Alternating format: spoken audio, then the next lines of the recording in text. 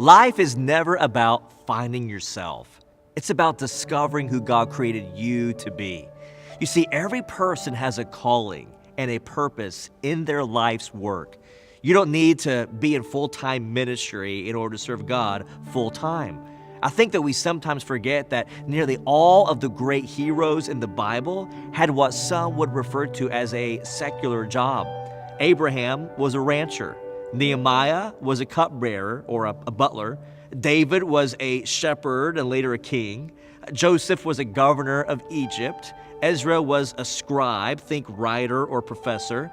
Joab and Jonathan were military generals. Deborah was a judge. Even Jesus was a carpenter. I could keep going on and on.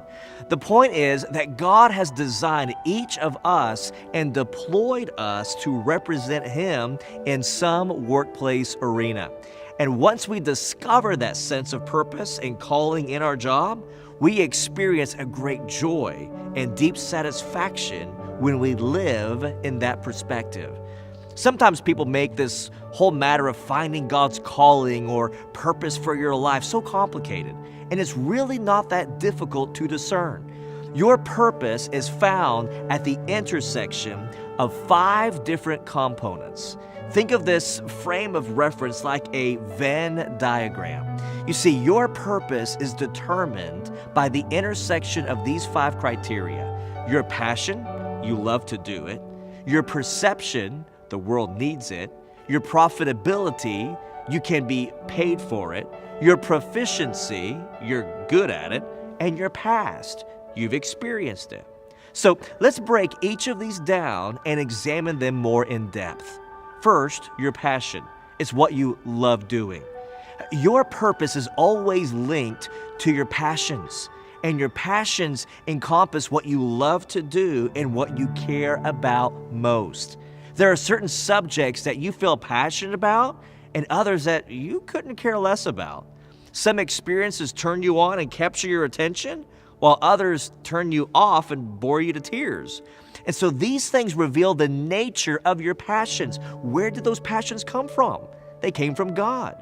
Passion is what sets you apart from others. Second component, your perception. The world needs it. In other words, your calling is where your passion and the abilities that you have coincide with one of the world's greatest needs. And we need to discover our purpose and then place ourselves in a position where we lose ourselves in something that is much bigger than us. And most people today are only looking out for themselves. How am I going to advance? How am I going to achieve? How am I going to get to the next level? Success is when I add value to myself, but significance is when I add value to others. And when our why is bigger than us, it propels us into the sweet spot of God's calling on our lives. Third component, your proficiency. You are great at it. Proficiency follows passion. Whenever you do what God has wired you to do, you get good at it. Romans 12:6 says God has given each of us the ability to do certain things well. A lot of times we fool ourselves into thinking that we don't have any abilities to offer to the world, and nothing could be further from the truth. You have perhaps dozens, maybe even hundreds of untapped, unrecognized, and unused abilities that are lying dormant inside of you. Many studies have revealed that the average person possesses, get this, anywhere between 500 to 700 different skills and abilities. That's probably far more than you'd ever realize.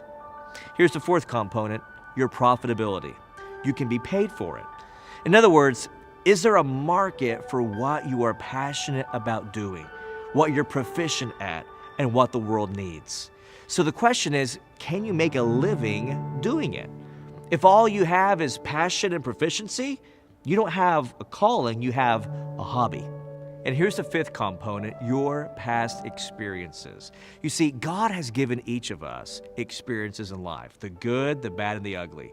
And every experience you've had can be used for God's glory, whether it is to allow Him to maximize your past blessings or redeem your past mistakes.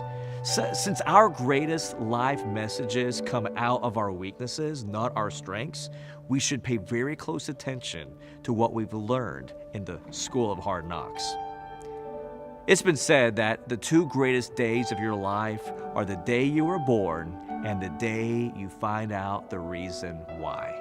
Without a clear vision of what our purpose is on this earth, we lose hope and eventually die on the inside. Without a mandate for our life, we lack direction. Some people aren't really living, they're just existing.